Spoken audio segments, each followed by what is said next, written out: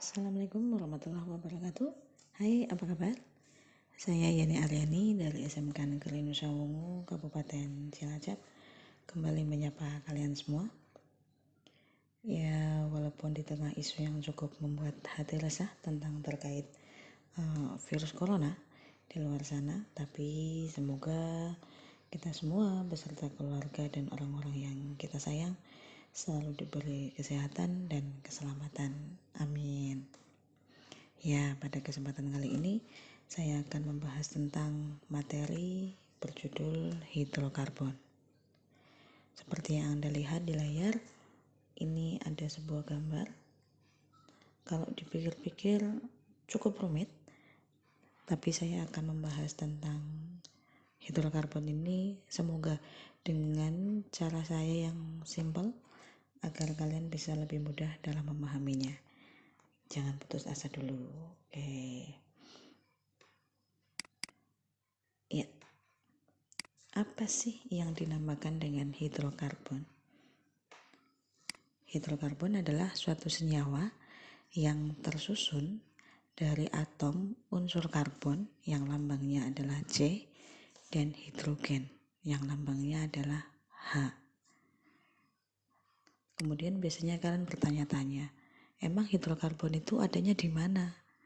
Nah, ternyata hidrokarbon itu adalah merupakan komposisi utama yang ada pada minyak bumi.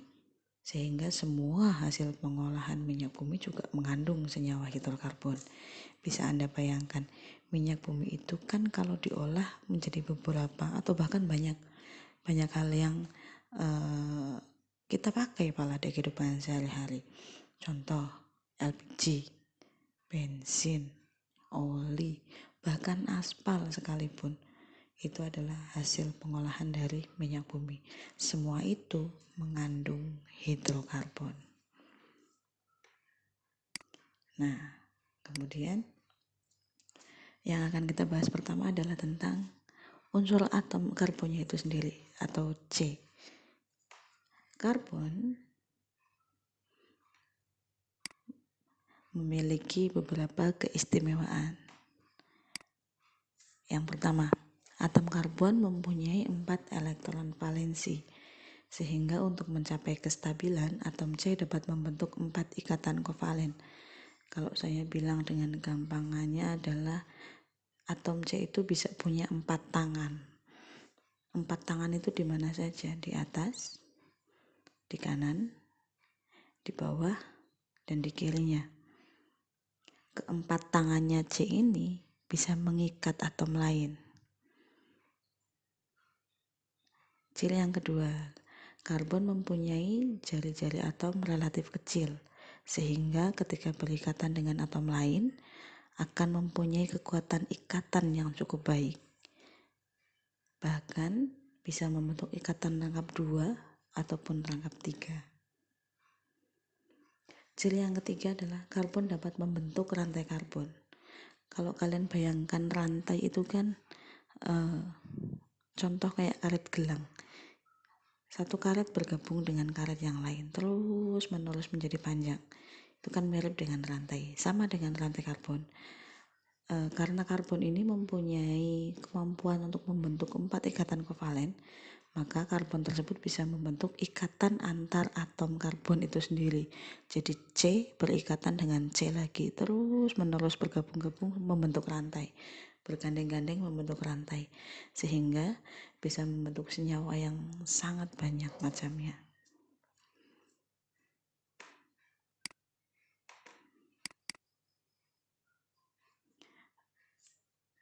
Oke.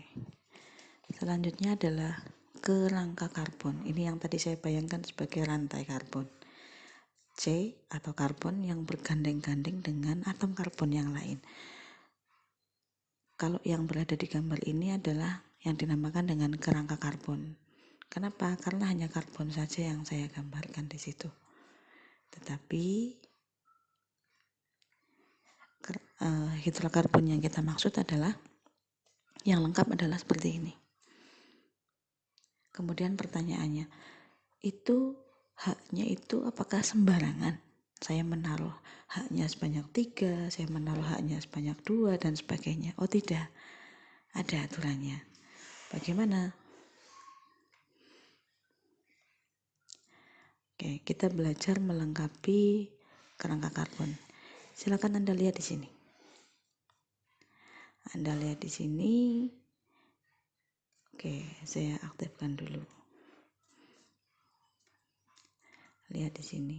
Ini kerangka karbon yang belum dilengkapi dengan H. Bagaimana cara melengkapinya? Misalkan kita fokus pada C yang ini. C yang sebelah kanan, tangan yang sudah digunakan untuk berikatan baru 1. Sedangkan tadi kita sudah membahas bahwa C itu mempunyai maksimal 4 tangan. Kalau dia baru digunakan 1, maka kurangnya berapa? 3. Nah, kekurangan ini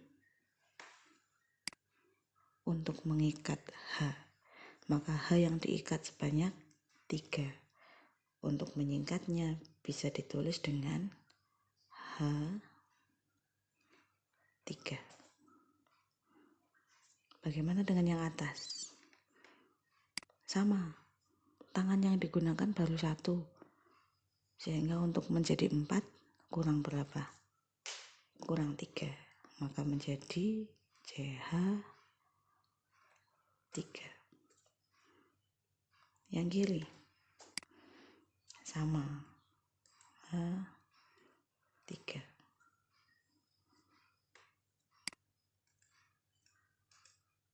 Yang bawah sama, kurangnya 3. Kurang lebihnya begitu. Silakan nanti Anda coba sendiri di tugas setelah ini. Kemudian pembagian atom karbon berdasarkan posisinya. Kita bagi menjadi 4. Yang pertama, atom C primer. Atom C primer adalah atom C yang mengikat satu atom C lain. 2. C sekunder. Atom C sekunder ini mengikat 2 atom C lain. 3. Atom C tersier. Atom C yang mengikat 3 atom C lain. Dan yang terakhir adalah atom C kuartener, di mana atom C bisa mengikat 4 atom C lain. Contohnya,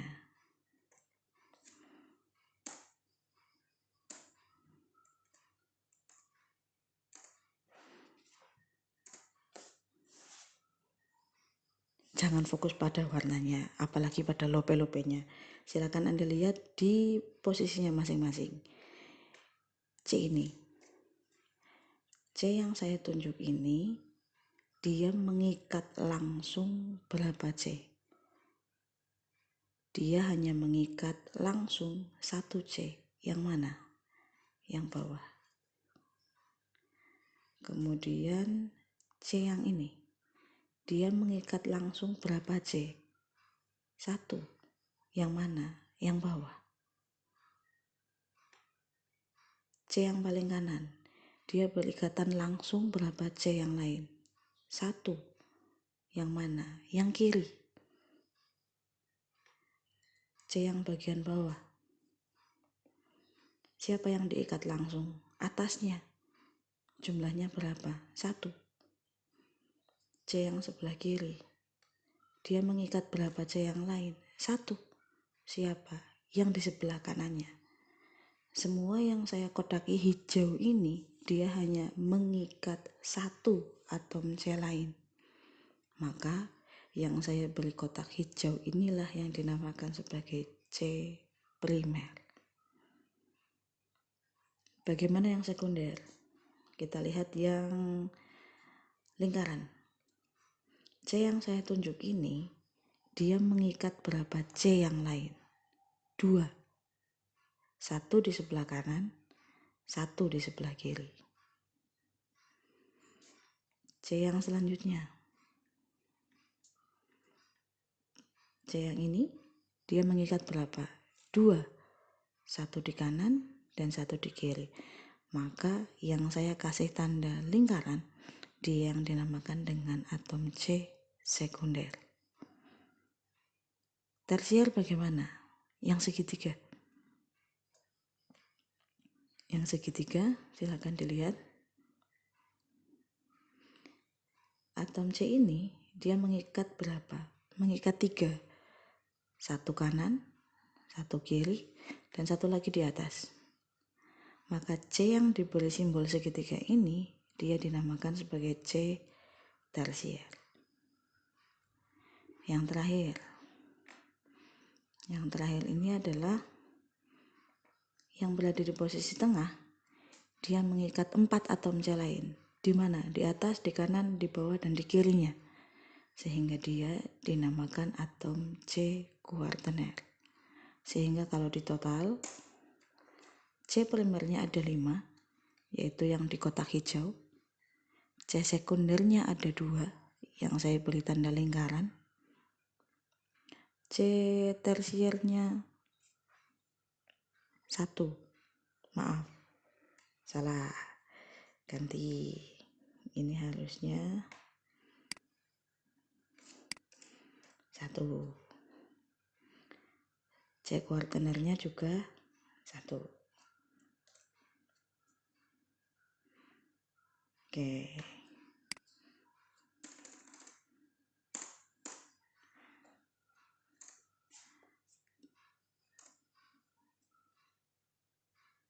Nah, tugas. Silakan Anda salin tugas ini di buku catatan. Kemudian Anda hitung berapa jumlah C primer, C sekunder, C tersier, dan C kuartener pada senyawa hidrokarbon yang ada di layar. Saya ulangi, silakan Anda hitung berapa C primer, sekunder, tersier, dan kuartener pada senyawa hidrokarbon yang ada di layar. Setelah Anda kerjakan, silakan tugasnya dikumpulkan melalui link yang saya bagikan di masing-masing grup kelas. Apabila ada pertanyaan, silakan, saya menerima melalui Jabri. Nah, selesai materi pertama. Apabila Anda merasa ini bermanfaat, jangan pelit-pelit, ayo subscribe. Terima kasih. Wassalamualaikum warahmatullahi wabarakatuh.